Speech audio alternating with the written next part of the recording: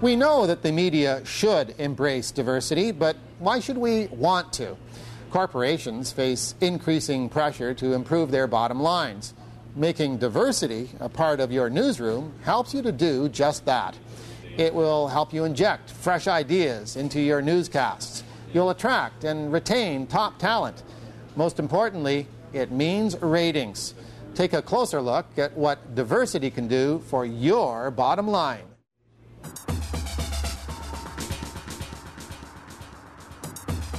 It's been proven that when you have diversity of thought, you have thought leadership. And when you have thought leadership, you can, embrace the marketplace and establish a leadership role that way.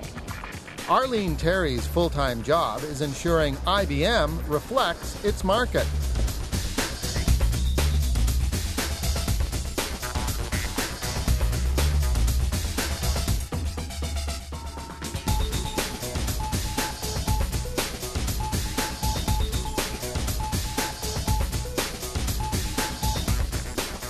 In 1953, IBM President Thomas Watson Jr. issued the company's first equal opportunity policy. It was ahead of its time, 11 years before the Civil Rights Movement and a year before Brown versus Brown. It stated clearly that the goal of IBM was to hire top talent, regardless of race, color, or creed. If you can be your whole self at work, so being comfortable in the skin you're in, being comfortable with who you are and what you bring to the table, then, again, studies have shown that you end up more productive, happier, wanting to stay on as an employee longer. Clearly in the world of business, there's always got to be a what's in it for me. The moment that IBM saw the business case, saw what's in it for them from a bottom line perspective, then this no longer became a nice to do. This now became a must do.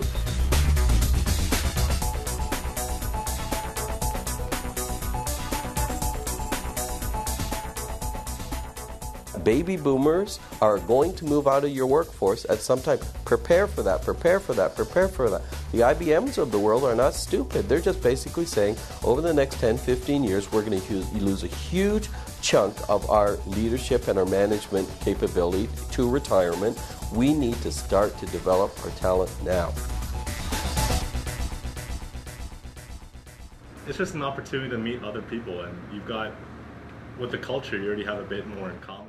The benefit of being part of these network groups is you get to meet and associate with like-minded individuals and get together either from a social perspective or from a career development standpoint. These are the kinds of things that would help to enhance someone's experience within the company. Some broadcasters say, well, I got through my CRTC hearing, so everything's fine, see you in 3 years when I have license renewal. The ones that are really getting this are saying, look, all the things that we have to do for CRTC is our floor. We could go way beyond that for our business reasons. PhD Canada is one of Canada's biggest media buying agencies. Nadia Kodaspati is a media planner for the Dove campaign for Real Beauty. What if we loved our skin and put nourishment in? Debunking those stereotypes that are out there, the ones that are saying, you should be a size 2 model, you have to have, flawless skin, and, you need to look like you're 25 when you're 50.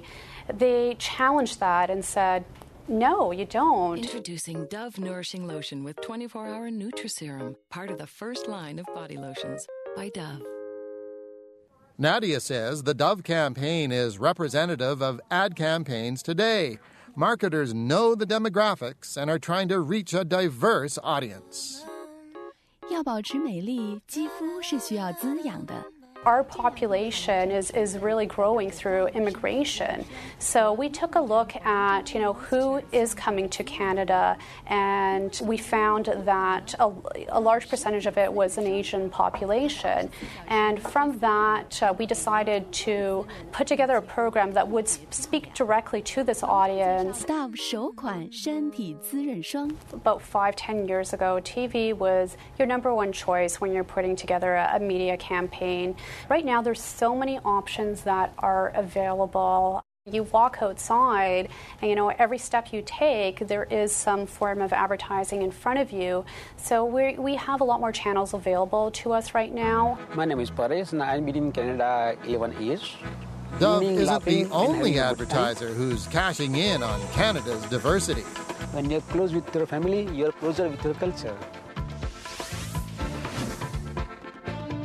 Some broadcasters in Canada already get it and are champions of diversity in the media. Moses Neimer really identified diversity as a competitive advantage. He saw that no other station in Toronto was accurately reflecting what Toronto really looked like. And so he set out to consciously put people on the air and behind the scenes who had never been represented before. Sarah says that diversity has always delivered. It's created a productive workplace and provided unique sales avenues. And it's hard for people to really identify readily in a tangible way the business benefits because you can't connect the dots directly. But to me, the biggest argument is the common sense argument. Why would you want to purposefully exclude 5%, 10%, 30%, 50% of your audience?